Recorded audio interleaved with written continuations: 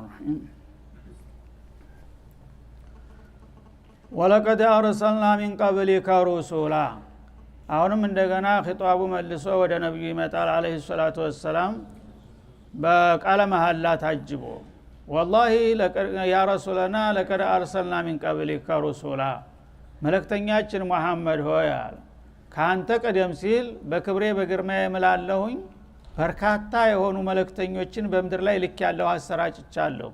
ኢላ ቀውሚሂም ወደ ተለያዩ ህዝቦቻቸው ይላል እና እንግዲህ ከነብዩላህ ኑህ በመጀመር በተለያዩ አገሮችና ዘመናት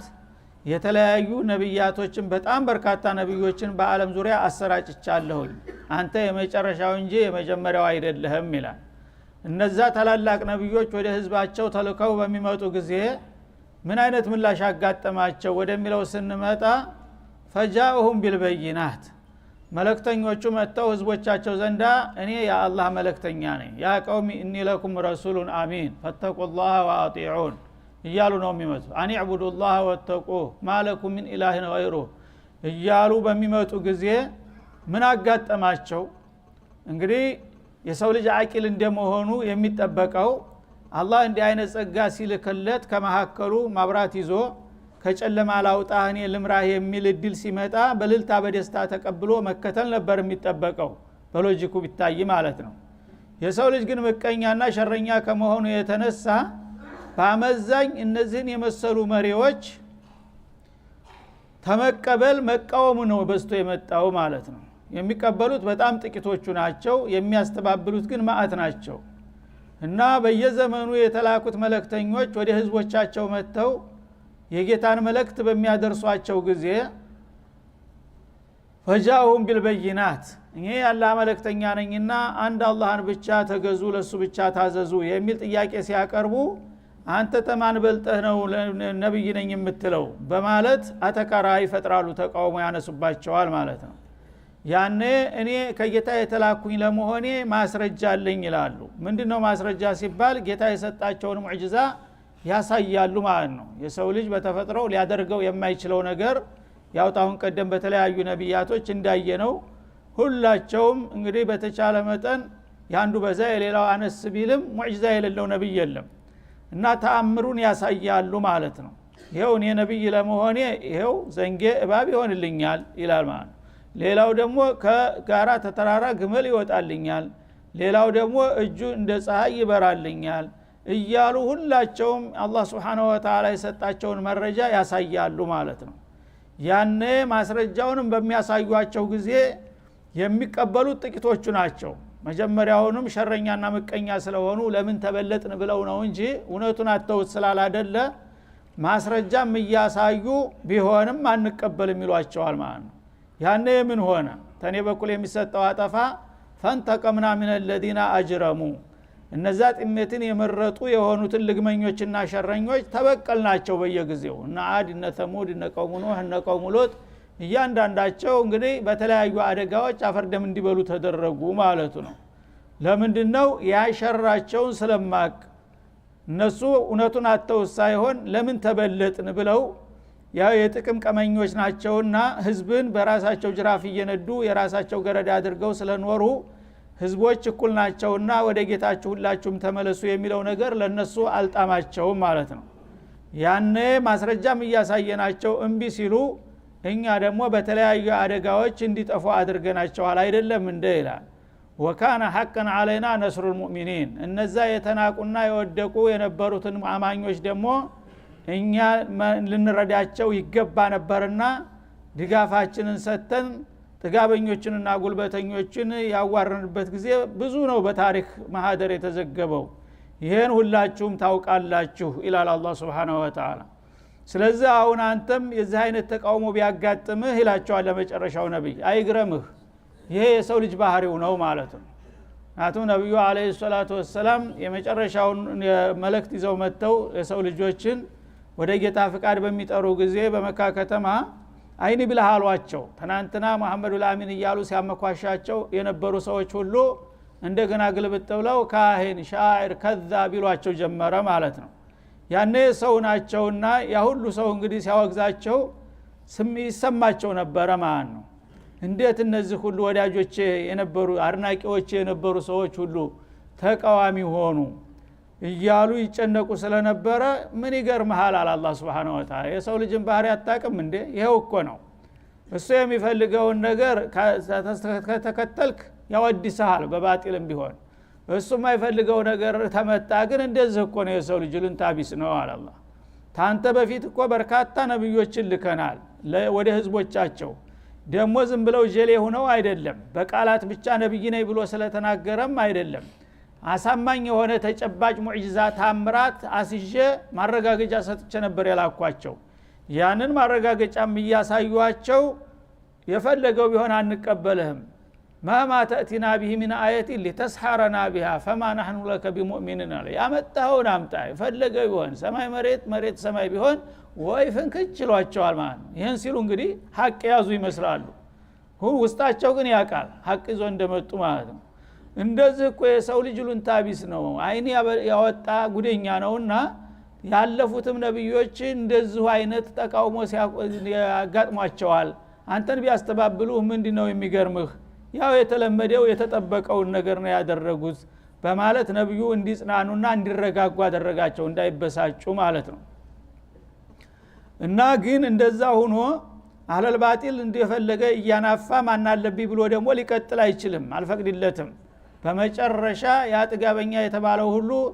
በሰዎች አቅም እንኳን ማይበገር ቢሆን እኔ ጣልቃ ገብቼ ዋጋውን እሰጠዋለሁኝ እንዳደረኩት ይሄ ታሪክ ይመሰክራል አሁንም አንተ ትግልህን ቀጥል አስተምር አስገንዝብ ከዛም በኋላ ደግሞ ባለህ አቅም ጃሂድ ፊ ሰቢልላህ ከአቅምህ በላይ በሚሆንበት ጊዜ እንደተለመደው እኔ ዋጋውን እሰጠዋለሁኝ አለ አላህ Subhanahu Wa Ta'ala በዛ መሰረት ልክ እንዳለው ሆነ ውጤቱ ማለት ነው ወካነ ሐቀን علينا نصر المؤمنين እናንተ ትክክለኛ ማኞች ሁኑ ጥቂት መሆናችሁ ደካማ መሆናችሁ አይጎዳችሁም ትክክለኛን የምወደው አይነት ሙእሚኖች ሆናችሁ ከተገኛችሁ በእኛ ላይ ትክክለኛ አማኞችን የመርዳትና የመጨረሻ ዲል መስጠት የተወሰነ ጉዳይ ነው ይሄ አያጠራጥርም አያከራክርም እስከዛው ድረስ ግን ቀጥሉ ተንፋሻችሁ ረጅም ይሁን በቀላሉ ተስፋ አትቁረጡ ይላል ማለት ነው እና አሁን ጥያቄው ይሄ ነው ሙእሚኖች ነን ወይ ነው በአሁኑ ጊዜ ያው ስለ ነስር ሲወራ ዘበት ሆኗል ነስር የሚባል ነገር ሙስሊሞች እያዩ አይደለም ማለት ነው ታሪክ ተማንበብ በስተቀር በዘመናችን እዚህ ግባ የሚባል አንድ ነስር አልታየም ማለት ነው ለምንድነው ይሄ ነስር ያልታየው አላህ የሚወዳቸው አይነት ሙእሚኖች አለመኖራቸው ነው ማለት ነው በአላህ ሚዛን ሙእሚን የሚባል ወልቷል ማሻአላህ በላይ ነው በአላህ ሚዛን ግን እውቅና የሚሰጠው ኢማን ያለው ቢኖር አላህ ዝም አይለው ማለት ነው ያ ነገር እስተሚመጣ ድረስ አላህ Subhanahu Wa Ta'ala ይጠብቃል አለበለዛ ቃሉን አያፈርስም እሱ ቃል ገባ خلاص وكان حقا علينا نصر المؤمنين አማኞችን መርዳት በእኛ ላይ የማይታለፍ የሚቀራል ተብሎ የማይጠረጠር የተረጋገጠ ጉዳይ ነው ይላል እንግዲህ ይሄን ይያለ ነስር ካልመጣልህ ምንድነው ጥያቄው እኔ ወደ ራስ ነው የምትመጣው ሙእሚኖችን ረዳለሁ ብሏል እኔ ሙእሚኖች ነኝ አይደለም ነው ጥያቄው ከሙእሚኖች ነኝ ካልክ ይመጣል አትጠራጠር ማለት ነው ሙእሚኖች መሆን ከተረጋገጠ በተግባር ካልሆነ ግን በስም ብቻ ከሆነ አይኔ እኮ የስማማኞችን አይደለም ነብዩ ኡበይም እኮ ሙእሚን ነን ይሉ ነበር አይደል ነብዩ ሶፍ ይሰግዱ ነበር አወል ሶፍ አብዱላህ ኢብኑ ኡበይም የኦር ለታ 300 ሰው ይዞ አይደለም እንዴ ለው ነዕለሙ ቂታል ለተበዕናኩም ብሎ የተመለሰው በዛ እንኳን ሙጅተማዓ ስለዚህ አሁን ግብስባሱ በስቶ በስም ብቻ ነው ኢማን እየተባለ ያለ ትክክለኛ ሙእሚን ካለ ግን እኔ ትክክለኛ ሙእሚኖችን መርዳት አይቀርም እያለ ነው አላህ Subhanahu Wa Ta'ala እና አሁን አላህ Subhanahu Wa Ta'ala ወደ ሙእሚኖችን ረዳለሁኝ ሙእሚን እስከሆኑ ድረስ ካለ እኛ ሙእሚን ነን አይደለንም የሚለውን ጥያቄ ወደ ራሳችን መመለስ እንጂ ለምን አይረዳንም ማለት አይደለም ይሄ ከሆነ እኔ ሙእሚን ነኝ ለምን እሱ ግን ቃሉን አፈረሰ ወደሚለው ነው የምንሄደውና ማለት ነው አላሁ الذي يرسل الرياح አሁንም አላህ Subhanahu Wa Ta'ala ለመኖሩ ማረጋገጫ ተፈጥሯዊ መረጃዎችን ከፈለክ ንፋሶችን ይልካል ይላል የጸጋ ንፋሶችን ንፋስ እንዳለ ሁላችሁም ታውቃላችሁ እነዛ ንፋሶች ከተለያየ አቅጣጫ የሚያመጣቸው ማን እንደሆነ ታውቃላችሁ አባት ነው አጎት እገሌ ንፋስ አመጣ ልትላት ትችልም ማለት ነው እንኳን ልታመጣ ልታየው አይችልም ድምጹን ትሰማለህ እንጂ ንፋስ ይታያል ማየት እንኳን አይችልም ፍጡር ማለት ነው ስለዚህ ይሄንን እንግዲህ የረቀቀ የሆነ ነገር በጣም ደካማ ይመስላል ግን በአለም ላይ ኃይል እንደ ንፋስ የለም ኃይሉ በጨመረ ቁጥር ሁሉ ነገር ጠራርጎ ነው የሚሄዳው ማን ላ ተዘሩ ወላ ትብቂ እንደሚለው ስለዚህ እነዚህ ንፋሶች የሚልቀው ማን ነው ፈቱሲሩ ሰሃብ እነዚህ ንፋሶች መጀመሪያ ለስለስ ብለው ይጀምሩና ከዛ በኋላ የዳመናን መንጋ ይቀሰቅሳሉ ይላል ዳመናን የሚያግበሰብሱትና የሚነዱት የሚያተራምሱት ንፋሶች ናቸው እንግዲህ ዝናብ ከባህርም ይነሳ ከላይ የሚምጣ ከፈለገው ይምጣ አስተናጋጁና አሰራጩ ንፋስ ነው በንፋስ ኃይል ዳመናውን ይቀሰቅሰዋል ካለበት ያግበሰበሰ ያቋተነ ይዞት ይመጣል ማለት ነው فيبسطه في السماء في الجو المرتفع በከፍተኛው አየር ላይ የዳመናን መንጋ ያግበሰበሰና ያጣደፈ ይዞት ይመጣል ንፋሱ ማለት ነው كيف يشاء الله እንደሻው በገሌ ሀገር ዝናብ መውረድ ያለበት በሚልበት ጊዜ ትንሽ ምንድል የመሰለች ዳመና ነጭ ዳመና ብቅ ትላለች ተትንሽ ደቂቃ በኋላ እንዳለ አገሩን ሁሉ ድብልልቅ ታረግና ቀኑ ጨለማ እስከሚመስል ድረስ ተዘይ ዝግባ ከማትባል ዳመና ወዳው በደቂቃ በ5 ደቂቃ ሁሉ ነገር ይለዋወጣል ማለት ነው ማን ነው ይሄን የሚያደርገው እስቲ ንገረኝ ይላል አላህ Subhanahu Wa Ta'ala ወይጃልሁ ኪሰፋ መጀመሪያ እንደው ትንሽ የነበረችውን ብናኝን መሰለችውን ነገር ከትንሽ ደቂቃዎች በኋላ በንፋስ ኃይል ሲያምታታት ሲያዳቅለው ስበርሱ በአንድ ጊዜ ተግበስብሶ ጋራ ተራራ መስሎ አካባቢውን ያስጨንቀዋል ማለት ነው እና ድርብርብ የተከመረ ይሆናል ማለት ነው በላይ በአይሮፕላን ላይ ስትሄዱ አይታችሁ ከሆነ አይሮፕላኑ ከላይ ሲወጣ ወደ መሬት ይጎዘጉዛል መሬት ልክ ጋራ ተራራ ነጭ ጋራዎች ይመስላሉ ዳመናዎች ተከምረው ማለት ነው ማን ነው ያንን ከየት መጣ ማን አመጣው እኔ ከለለው ይላል አላህ Subhanahu Wa Ta'ala فترى الورق يخرج من خلاله ከዛ እንግዲህ ከዳመና ክምር መካከል ዝናቡ እየተንዶለዶለ ሲወርድ ታያለህ አይደለም ይላል የለም ዝናብ የሚባል ነገር አይወርድም ማለት የሚችላል ታያለህ እያንዳንዱ አይኔ ያለው ሁሉ ሰው ከዛ ከዳመና ክምር መካከል ልክ በወንፊት እንደሚዘራ በስርዓት ዝም ብሎ እንደጎርፍ ቢለቀው ሁሉን ጠራርጎ በአንድ ጊዜ ተጥቅምጭ ያደርጋል ግን አወራረዱ ራሱ በስርዓት መሬቱን እንዳይጎዳ አድርጎ በማርከፍከፍ ነው የሚያወርድልህ ማለት ነው እየተንዶለደለ ከዛ ከዳመናው ላይ ወደ መሬት ዝናቡ ሲዘንብና ሲያጥለቀልቀው ታያለህ አይደለም ይላል ويخرج من خلاله እና ወድቅ ማለት መጦር ማለት ነው ዝናቡ ፍሬ የዝናቦቹን ጥብጣቤዎች ከዳመናው እየተንጀቀጀቁ ሲወርዱ ታያላችሁ ሁላችሁም ያን ነገር ማን ነው የሰራው ዳመናውን ማን ነው ያመጣው ያሰራጨው የከመረው የደመረው ከዛም እንደገና ዝናብ እንዲወልድ የሚያደርገው ማን ነው እስቲ ንገረኝ ይላል አላህ Subhanahu Wa Ta'ala فاذا اصاب به من يشاء من عباده እና ይሄንን ዝናብ በዛ መልክ አጠናቅሮ አንጥቶ አግበስብሶ በፈለገው ክልል ላይ እንዲወርድ በሚያደርገው ጊዜ ያ ባሮቹ ያ ፍጥረታቶች በድርቅ ተይዘው የነበሩት ነፍሳት እንስሳት ሰዎችም ወዳውኑ በዛ በዝናብ ህይወታቸው ይለወጣል ማለት እና ዝናቡን በባሮች ላይ አወርድላቸዋለሁ ሲሳያቸውን ለመስጠት ማለት ነው ኢዛሁም يستبشرون ያኔ በመድር ላይ ያሉ ፍጥረታቶች በደስታ ይፈነጥዛሉ ምክንያቱም ዝናብ መውረድ ምን እንደሚያመጣ ያቃሉና ማለት ነው በድርቅ አለቅን ይያለ ሲጨነቅ የነበረው ሁሉ ያዶፍ ዝናብ መጥቶ በሚያጥለቀልቅበት ጊዜ ማሻአላህ ማሻ ደስ ይበላችሁ እየተባለ ደስታ ትለዋወጣላችሁ አይደለም የማን ሀዲያ ነው እንደዛ የሚያስደስታችሁና የሚያዳርሳችሁ ኢላላ አላህ Subhanahu Wa Ta'ala وإن كانوا من قبل أن ينزل عليهم من قبله وإنهم كانوا وإن الشأن والأمر تزاك دمسيل ግን ዝናቡ ከመውረዱ በፊት قبل أن ينزل عليهم من قبله ከዛከ ዳመናው መንጋ ዝናቡ እንዲወርድ ከመደረጉ በፊት ተትንሽ ጊዜ በፊት ማለት ነው ለሙብሊሲን ለቃኒጢን ሰዎች ተስፋ የቆረጡ ነበሩ በቃ ዘንድሮ ደርቅ ነው አለቀልን ብለው ተስፋቸው ጨልሞ የነበሩ ሰዎች ያን ዝናብ በሚያወርድላቸው ጊዜ በደስታ ይፈነድቃሉ ይደሰታሉ ማለት ነው ይሄን አይነት እንግዲህ ለውጥ በየጊዜው በላያችሁ ላይ አናደርግም ንገሩኝ እስቲ ይደረጋል አይደረግም ይደረጋል እሺ ማን ነው የሚያደርገው ያለኔ እኔ እንደሌለውኝ የምታስቡ ሰዎች ይሄንን የመሰለ እንግዲህ ዓለም አቀፍ ዝግጅት ነው ይሄ በአለም ዙሪያ ነው ይሄን የሚያደርገው አንድ አካባቢ ብቻ አይደለም ይሄንን ትልቅ ስራ ዓለምን በዚህ መልክ የሚያድሰውና የሚመልሰው ማን ነው በየጊዜው በማለት ይጠይቃል ሱብሃነሁ ወተዓላ። ለሙብሊሲን ለቃኒቲን ዝናቡ በመንታ መውረዱ በፊት ዘንድሮ በድርቅ ማለቃችን ነው እያላችሁ አንገታችሁን ደፍታችሁ ስቆዝሙ ስታዝኑ እንደነበራችሁ አውቃለሁኝ። ያን ዝናብ አምጥቼ በማርከፈክፍላችሁ ጊዜ ወዳውኑ በደስታ ትምነሸነሻላችሁ። ከዛም ወዳውኑ በሚበቅለው በቀል ህይወታችሁ ይለወጣል አይደለም እንዴ? ታዲያ ይሄንን የማደርገው እኔ እንጂ ሌላ ማን ነው እስቲ ንገረኝ ይላል አላህ Subhanahu Wa Ta'ala። فانظر الى اثار رحمه الله እና የአላህ ርህራሄ ውጤትና አሻራ ምን እንደሚሆን እስቲ አእምሮ ያለ ሁሉ ተመልከት። ያ ዝናብ በሚወርድበት ጊዜ ተናንተና ሲጨስ የነበረው የተሰነጣጠቀው የደራረቀው መሬት እንደገና ወዳውኑ ቀዘባ ሆኖ በሳምንት ውስጥ አረንጓዴ ልብስ ለብሶ ሁሉ ነገር መልኩ ማአዙ ሽታው ሁሉ ነገር ተለውጦ ህይወት አዲስ ትሆናለች። ይሄን ታያላችሁ ታቃላችሁ አይደለም? كيف يحيي الارض بعد موتها ያችን በድርቅ የሞተችውን ተጥቅም ውጭ የሆነችውን ምድር በዝናብ አማካይነት ጌታ እንዴት ህያው እንደሚያደርጋት አታይምን ይላል። إن ذلك لمحيي الموتى ይሄ ክስተት ደግሞ ሌላ ነገርንም ይጠቁማችኋል ልብ ካላችሁ ይላል። ይሄ የደረቀና ተጥቅም ውጭ የሆነ መሬት በዝናብ ወዳውኑ በሁለት በሶስት ቀን የሚቀየርና ህይወት እንደገና የሚዘራ ከሆነ ይሄንን ያደረገ ጌታ የናንተንም ህይወት እንደሚመልስና እንደሚያድስ ከዚህ ልትማሩ ይገባል ይላል።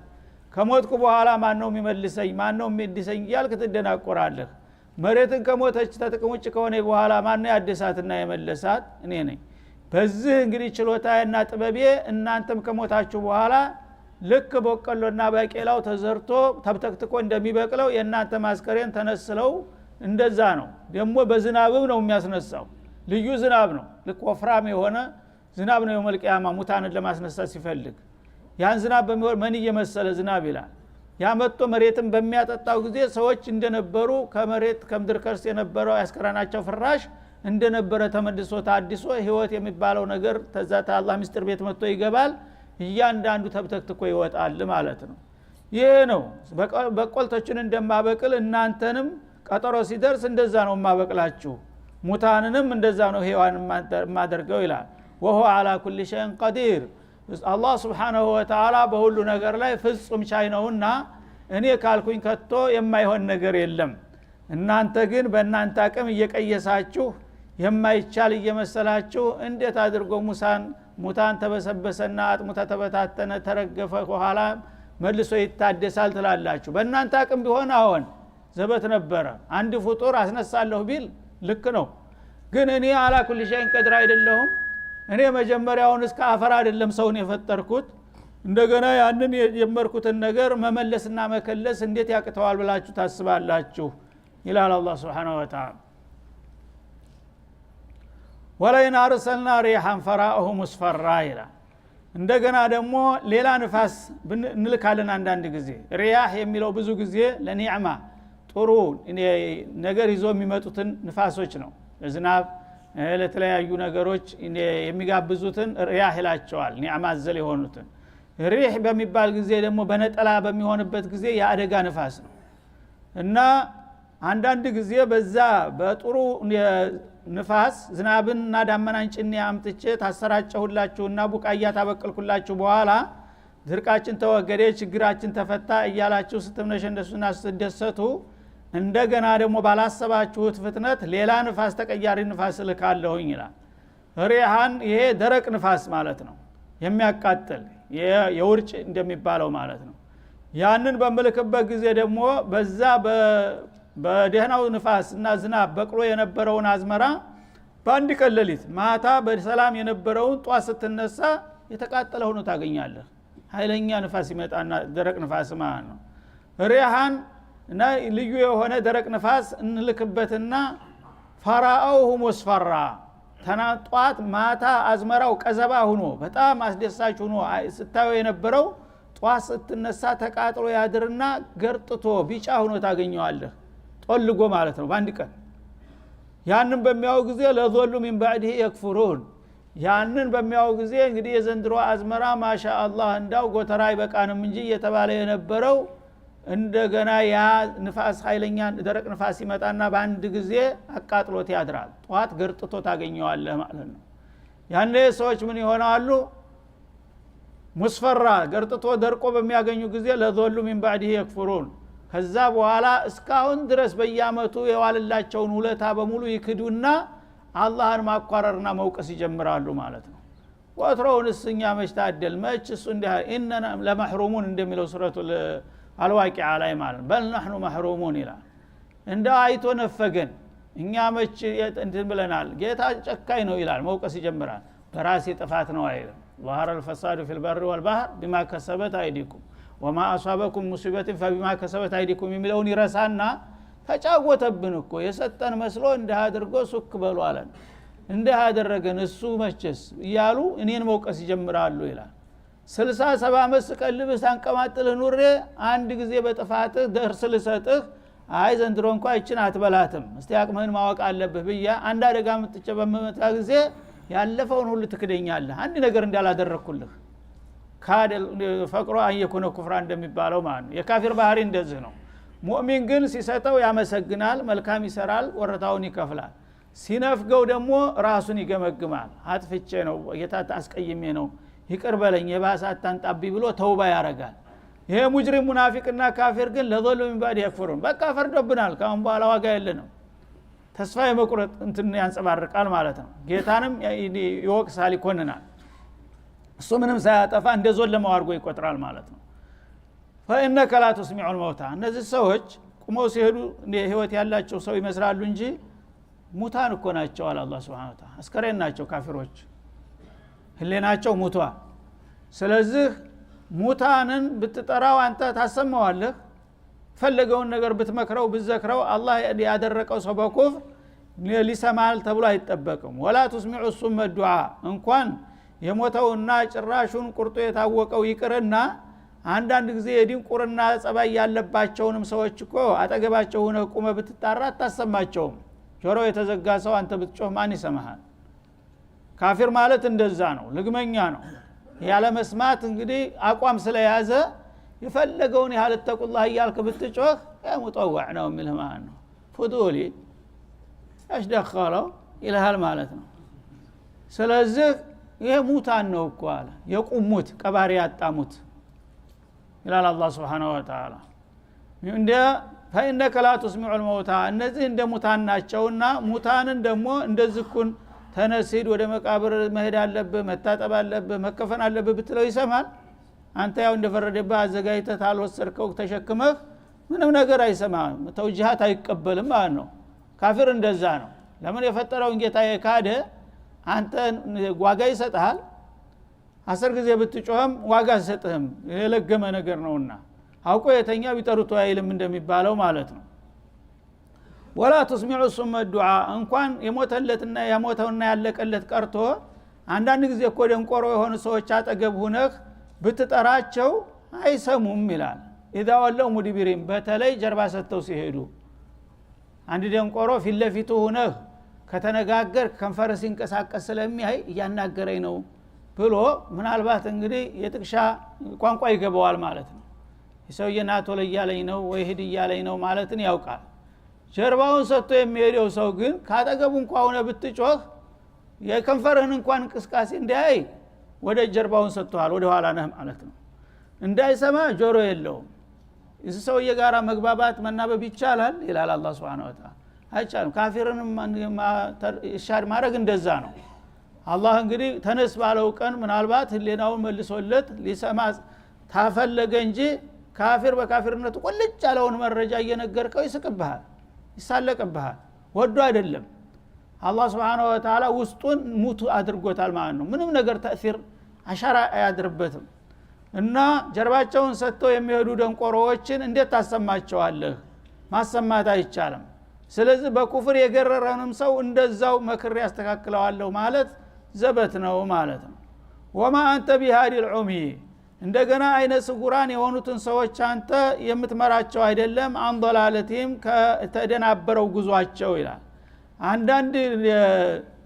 እንትኖች ውሮች ያው ውርነታቸውን አውቀው ለሰው እጅ ይሰጣሉ ልምራህ ምን ልርዳህ የት ቦታ ልትሄድ ነው የምትፈልገው ስትለው ይነግርህና እሺ ብሎ እየተመራ ይሄዳል ማለት አንዳንድ ደግሞ ትቢተኛ አለ እጉር ሆኖ ትቢተኛ እኔ ተማናልሽ ነው ዘርበልባ ከሄዳለህ ይላል ማለት ነው እንዲህ አይነት ትቢተኛውን እጉር አንተ ግድ ይመራለው እሱ ጋር ግብግብ መግጠም አለብህ እንደ ወዴት ልትሄድ ነው ልርዳ እንደምናምን ስትለው ባክ ምን ትረዳ ሄድ ባክ እኔ ሄዳለሁ አውቀዋለሁ ይልሃል ማለት ነው እንደዛ አይነቱን ሰው አንተ ምንም ልትመራው አትችልም ለምን መመራት አልፈልግም ማለት ነው እጅ ሊሰጥ አይፈልግም ማለት ነው ትቢተኛ ስለሆነ እና በዚህ አይነት እንግዲህ በትቢት ላይ የተወጠሩ ጉራኖች ዝም ብለው በግምት ይሄዳሉ ሲሄድ ግን ፊቱ ጉድጓድ ይመጣና ተደርግሞ ይወድቃል በሰሶ ጋር ይጋጫል ግድግዳውም ጋር ይላተማል ማለት ነው ለምን እሱ ለራሱ አይን የለውም አይን ያላቸው ደግሞ እንርዳ ሲሉት አልቀበልም አለ ኋላ ግን ለአደጋ መጋለጥ ነው ውጤቱ ማለት ነው ካፊርም እንደዛ ነው ይላል አላህ Subhanahu Wa Ta'ala እንተስሚዑ ኢላ መን ይኡሚኑ ቢአያቲና ፈሁም ሙስሊሙን ስለዚህ አንተም ነብዩ ብትሆንም በዚህ ደረጃ እንኳን ሆነህ አላህ Subhanahu Wa Ta'ala ታርቆት ቀና አመለካከት ሰጥቶት ሙስሊም ለመሆን ፍላጎት ያለውን ሰው ነው እንጂ የምታሰማው ልግመኞችንና ደረቆችን እኮ አንተም ልታሰማቸው አትችልም ኢነከ ላ ተህዲ መን አህበብተ እንዳለው ማለት ነው እንግዲህ ሰዎች ሲባሉ በስተት ላይ የሚጓዙ ሰዎች ሁለት አይነት ናቸው ማለት ነው አንዱ በተፈጥሮ ቀና መለካከት አለው ደግ ነው ገራገር ነው ችግሩ አለማወቅ ብቻ ነው ይህ አይነቱን ሰው መርዳት ይቻላል ማለት ነው አለማወቅ ነው ችግሩ እንደዚህ ነው አይኑም ደግሞ ደካማ ከሆነ እኔ እረዳሃለሁኝ ግባ እኔ አደርሳለሁ ተለዋለህ خلاص እሺ ነው የሚለው ማለት ነው አቅሙን ያቃል ተባባሪ ነው በቀላሉ ችግሩ ይፈታል ማለት ነው ሌላውሳ ልግመኛ ነው ማለት ነው ትቢተኛ ነው ያ ሰውዬ ጀህል ብቻ አይደለም ችግሩ ማለት ነው አለማወቅ ብቻ ሳይሆን ማወቅ አይፈልግም ማወቅ የማይፈልግን ሰው መምራት ይቻላል አይቻልም ማለት ነው በገዛጁ ድሉን የዘጋ ስለሆነ እና ኢላ መን ይኡሚኑ ቢአያቲና መን هو مستعد للإيمان بآياتنا ስለዚህ አንተ መልእክተኛ ሆነ ስትመጣ ከህዝቦች መካከል የኛን አያቶች ለመቀበልና ሐቅን ለመተባበር ፍላጎት ያላቸውን ሰዎች እርግጥ ነው ተመራቸዋለህ ማለት ነው ወኢነከ ለተህዲ ኢላ ሲራጥ ሙስተቂም እንዳለው ልግመኞችና ሸረኞችን መቀኞችን አንተ ተማልበልጠህ እኔን ከማናንሽ የሚሉት ግን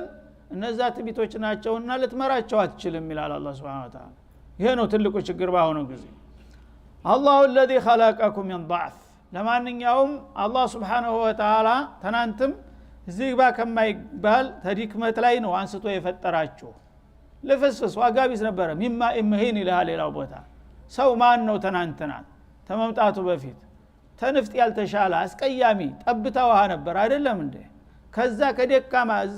ለዚህ ውላል የማይባል ተደካማ ነገር ነው አላህ የፈጠራችሁ እኮ ይላል ለምን አስላችሁን መሰረታችሁን ዞር ብላችሁ አታዩ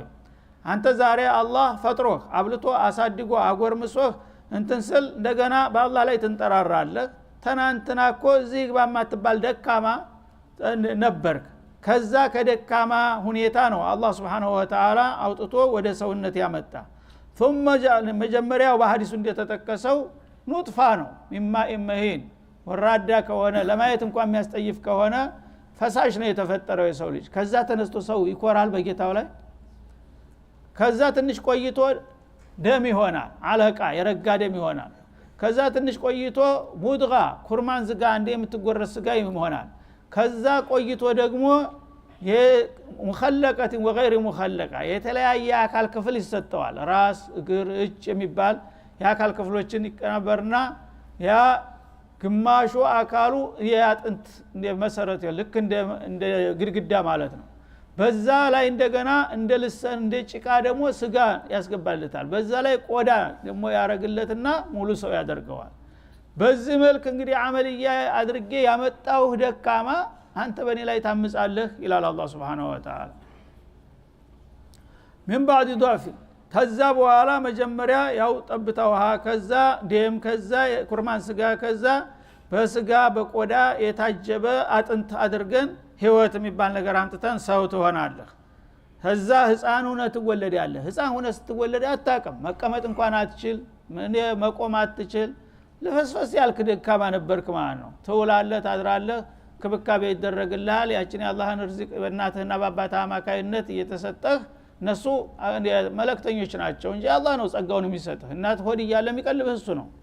ከዛ ጎርምሼ አንከባክቤ አሳድጌ ቆም ነገር ስትደርስ በእግር ስትቆምና ጉልበት ሲጠና በእኔ ላይ ታፈጣለህ ምን አይነት ጉር ነው ይላል አላህ Subhanahu Wa Ta'ala من بعد ضعف ተድክመት በኋላ እንደገና ወደ ቁዋ ወደ ጉልበት አመጣሃለሁ ወና ضعفا وشيبة من ضعف ثم جعل من بعد ضعف ተድክመት በኋላ ደግሞ ቁዋ ብርታት ይሰጣል ማለት ነው ثم جعل من بعد قوة በጣም ተድጎረመስክና ታደክ በኋላ ወደ 40 አመት ስትደርስ ኃይልህ ይሟላል ማለት ነው ውስጣዊም ውጫዊም የአካል ክፍልህ ይጠነክራል ማለት ነው ثم ضعفا እንደገና ወደ ደካማነትህ ትመለሳለህ 40 ተሞላ በኋላ ቅነሳት ይጀምራል ማለት ነው እርጅና ትመጣለች ጸጉሯ ለወጥወጥ ፊትህ ሸብሸብ አይንህ ጨንጨን እያለች በቃ አንሸራተት ነው ወደ ኋላ ማለት ነው ይሄን አይማረገው አንተ ነህ የምታረገው ይሄንን ወደህ ነው እኔ አይደለሁም ማሳድግህ መመልስህ ያደለ ሁሉ ነገር ضعفا وشيبة እና እያፈርክበት ሊያልፈለከው ጠጉር ከለረስ ሲለወጥ ማን ነው ይሄን ነገር ያመጣው ሽበት ያለበስኩ እኔ አይደለሁም ይላል አላህ Subhanahu Wa Ta'ala يخلق ما يشاء الله የፈለገውን ይፈጥራል وهو العليم القدير እሱ ሁሉ ነገር አዋቂ የፈለገውን ነገር ሁሉ ለማድረግ ሙሉ ችሎታ ያለው ኃይል መሆኑን ረስተህ እንደገና በዚህ አቅምህ ላይ እኔን ማንገራጠት ትሞክራለህ ለምንድን ነው የሰው ልጅ አቅምህን ማታቀው ይላል አላህ Subhanahu Wa Ta'ala هذا صلى الله عليه وسلم على النبي